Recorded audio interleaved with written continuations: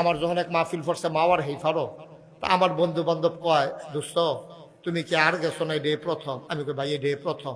কয় ফেরি গেল খাইতে বললে একটু সাবধানে কইও, কারণ এটা খানা ফতো বয় দিয়া কয় লঞ্চ সাইডা দিতে আছে। আমি গাছ ছেড়ে বুঝ করে যান, তো আমি তো বুদ্ধি টুদ্ধি করে গেছি।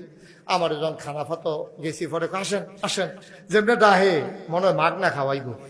আচ্ছা মাগ না খাও, করতে হাজিয়া খাও। আমি গিয়ে বইছি পরে ম্যানেজারে উঠতে চাই আসে রাখো, হুজুর মাছের মাথাটা ইলিশ মাছ, এটা বড় মাছ, মাথাটা আমি নিজের হাতে ধুইছি পরিষ্কার করে, আপনি মাথাটা খান।